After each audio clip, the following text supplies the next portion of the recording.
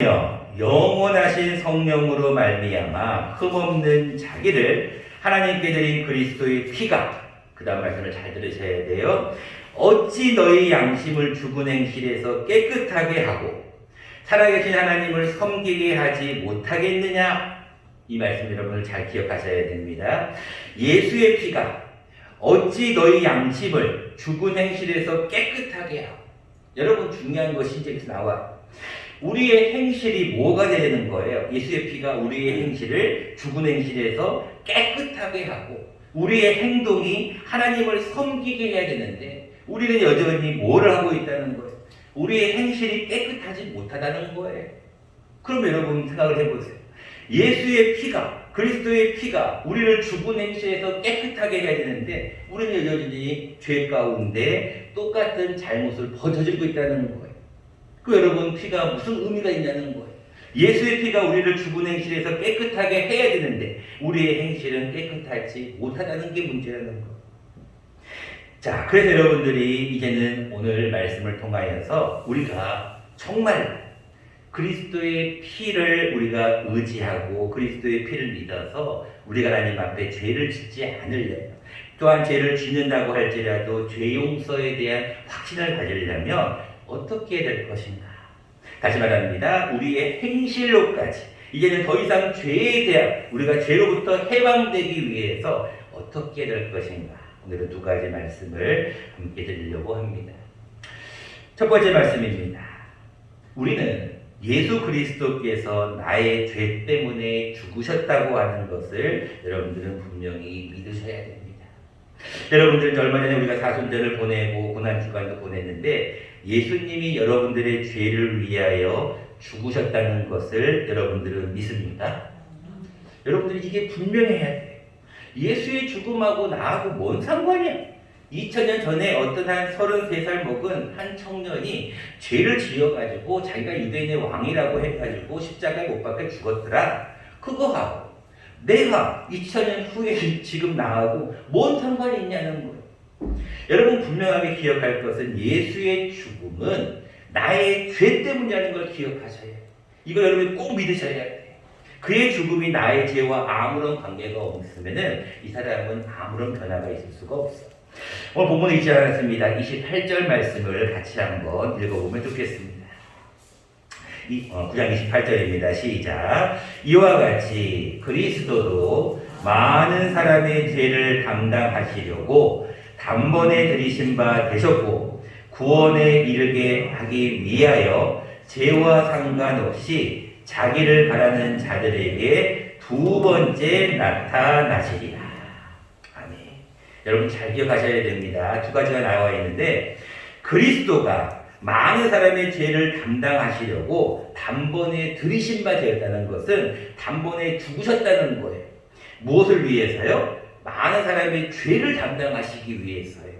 즉 우리의 죄를 위해서 단번에 죽으셨다는 거예요. 근데 한 가지가 더 나옵니다. 맨 후반절에 자기를 바라는 자들에게 뭐 하신다고요?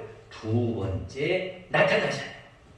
여러분, 죄사함, 죄 용서에 대한 확신을 가지려면 예수님이 다시 재림하셔서 우리를 심판하신다는 것을 분명히 믿으셔야 돼요.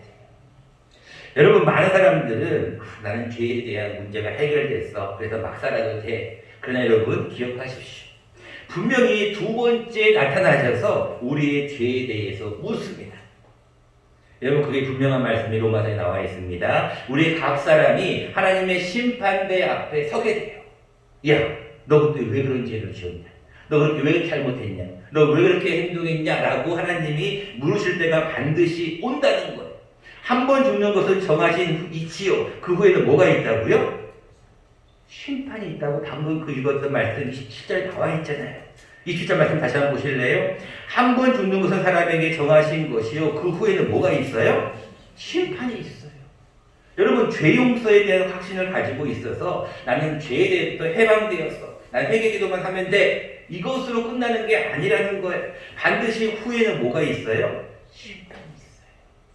여러분, 이 사실을 분명하게 믿으셔야 돼요. 예수님께서 분명히 나의 죄를 위하여 돌아가신 건 맞는데 이제는 나중에 오셔서 반드시 우리가 행한 잘못에 대해서 심판하셔요. 이걸 여러분 꼭 믿으셔야지만이 더 이상 죄의 문제에 대해서 죄 용서와 더불어서 죄에 대해서 노력할 수가 있어요. 고민할 수가 있고 죄와 부단히 싸울 수가 있는 거예요. 우리가 죄와 싸우지 않으면 절대로 죄는 우리로 하여금 가만히 호락호락 두지 않습니다. 우리가 잘 아는 대로 사탄은 어떤 모습으로 우리에게 다가옵니까? 사탄은 우는 사자와 같이 삼킬 자를 찾으려고 밀가부를 하려고 우리를 어떻게든지 잡아서 죄 가운데 빠지게 하려고 끊임없이 노력하는 게 사탄이 공중곳에 잡은 자.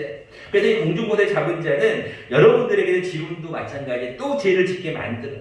그런데 이 죄의 문제에 대해서 나는 이제 다시 주님 앞에 설 때 나는 떳떳하게 난 다시 주님 앞에 설 때 그래도 당당한 모습으로 주님 앞에 서겠습니다라고 하는 그런 고백과 더불어 노력이 필요하다는 거예요. 민수기 35장은 이렇게 얘기하고 있습니다. 피는 땅을 더럽힌다라고 얘기를 하고 있어요. 그럼 그 더럽힌 땅을 어떻게 깨끗하게 할 수 있느냐? 자, 우리가 앞에 자막을 보면서 같이 한번 읽어보면 좋겠습니다. 시작. 너희는 너희가 거주하는 땅을 더럽히지 말라. 피는 땅을 더럽히나니 피 흘림을 받은 땅은 그 피를 흘리게 한 자의 피가 아니면 속함을 받을 수 없느니라. 여러분 이 말씀을 잘 기억하셔야 돼요. 구약 성경에 나와 있는 민수기에 나와 있는 말씀인데 신약에 지금 히브리서 말씀하고 연결되는 말씀이죠. 자, 피 흘림을 받은 땅은 그 피를 흘리게 한 자의 피가 아니면 누구예요? 그 피를 흘리게 한 자의 피가 아니면 예수의 피가 아니면 속함을 받을 수 없는. 여러분들이 예수의 피로 이길 수가 있는 거예요. 어떤 죄가 여러분에게 다가올지라도 내가 예수의 이름으로 명한다. 예수의 보혈의 피를 너에게 뿌린다. 예수의 보혈의 피를 너에게 바른다. 죄야 떠나가라라고 여러분들이 외칠 수가 있어요. 그러면 죄의 문제로부터 여러분들이 어느 정도 해방될 수가 있어요. 죄 용서의 확신은 하나님 내가 잘못했습니다. 용서해 주세요. 용서해 주실 거죠? 아멘. 끝. 이게 아니라는 거예요. 회개 기도하고 난 다음에 이제는 하나님 앞에 이렇게 외쳐야 돼요. 예수의 피로 너에게 명하노니 죄야 더 이상 나에게 다가오지 마라 라고 외치는 것이 우리에게 필요하다는 거예요. 그를 위해서 예수님께서 죽으셨다는 거예요. 두 번째입니다. 우리가 죄사함의 확신을 가지기 위해서는 한 가지가 더 필요한데 예수님이 나의 죄를 위해서 죽으셨다. 나의 죄 때문에 죽으셨다. 그래서 우리는 그의 피를 믿어야 한다고 하는 건데 또 한 가지가 있어요.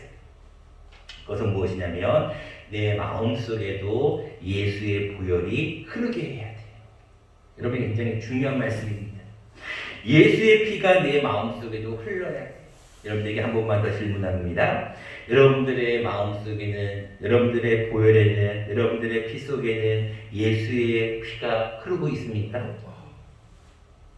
여러분들의 마음속엔 예수의 보혈이 흐르고 있습니까? 여러분들이 이 고백이 굉장히 중요해요. 어느 음료수의 회장의 사장은 그렇다잖아요. 내 몸속에는 뭐의 피가 흐른다. 근데 여러분들은 예수의 피가 흐르고 있나요? 어떤 분이 그런 얘기를 하더라고요.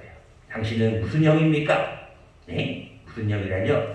혈액형이 있잖아요. 혈액형. A형입니까? B형입니까? O형입니까? AB형입니까? 그랬더니 그분이 가만히 생각하더니 네, 저는 예수 그리스도의 P형입니다. 당신은 김씨입니까? 박씨입니까? 이씨입니까? 저는 예수 그리스도의 P씨입니다.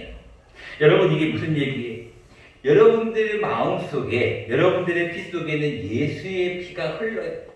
예수의 피가 흐르고 있습니까? 예수의 피가 흐른 사람은 이런 고백을 해야 돼요. 예수의 피가 흐르면 내 마음속에 있는 모든 죄가 영원히 속죄를 받는다. 이 말씀이 제 얘기가 아니라 12절 말씀에 한 번 더 분명하게 기록합니다. 12절 말씀입니다. 염소와 송아지의 피로 하지 아니하고 오직 자기의 피로 무엇을 이루었다고요? 영원한 속죄를 이루어버린 거예요. 여러분 그냥 속죄가 아니에요. 영원한 속죄를 이루사 단번에 성소로 들어가게 돼요. 그래서 그가 우리의 대제사장이 되고 그가 우리의 중보자가 되는 거예요. 그가 더 이상 이제 자기의 피로 우리를 모든 행실에서 깨끗하게 하실 거예요. 여러분들의 결론은 무슨 얘기냐면 예수의 피를 우리가 믿는 것과 더불어 예수의 피가 우리 마음속에 흐르게 해야 돼요. 여러분 마음속에도 예수의 피가 흘러야 돼요.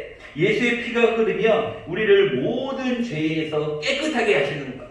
역시 이것도 제 얘기가 아니라 요한일서에 분명히 기록하고 있습니다. 자막을 보면서 같이 한번 읽어보겠습니다. 시작. 그 아들 예수의 피가 우리를 모든 죄에서 깨끗하게 하실 것이요. 요한일서 1장 7절 말씀.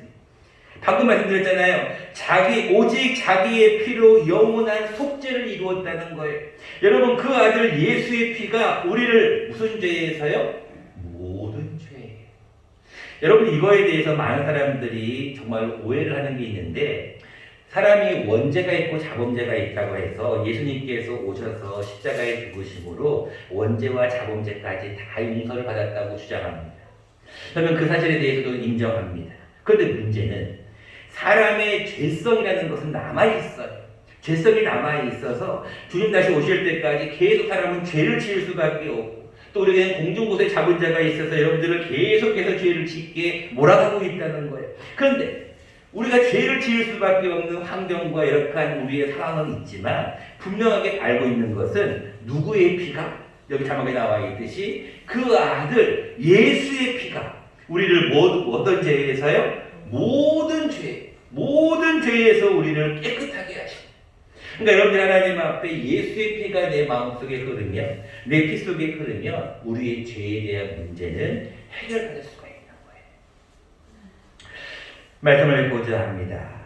오늘 여러분들 하나님 앞에 죄 용서에 대한 확신에 대한 말씀을 분명하게 기억하셔야 될 것은 예수의 죽음과 피입니다. 예수의 보혈을 여러분들이 의지하며 우리가 죄로부터 우리는 더 이상 고민하지 않아도 돼요. 근데 이제 문제는 무엇이라고요? 그럼에도 불구하고 우리가 또 죄를 짓는다. 그럼에도 불구하고 하나님 앞에 또 같은 범죄를 하였을 때 하나님 앞에 다시 한번 고백하셔야 돼요. 예수의 보혈의 피가 내 마음속에 있다. 내 마음속에 있는 예수의 보혈의 피를 너희에게 뿌린다. 예수의 보혈의 피는 모든 죄를 깨끗하게 하신다고 하는 그 믿음의 말씀을 가지고 살아간다면 우리는 다시 한번 죄로부터 해방될 수가 있다는 것입니다. 여러분이 이 안식을 살아가실 때 예수의 보혈이 나의 보혈에 흐르고 나는 예수의 보혈의 피로 모든 죄에게 선포할 때 우리는 다시 한번 죄 용서의 확신을 가지고 살아갈 수 있다는 것을 꼭 기억하고 살아가는 저와 여러분 되시길 간절히 축원합니다.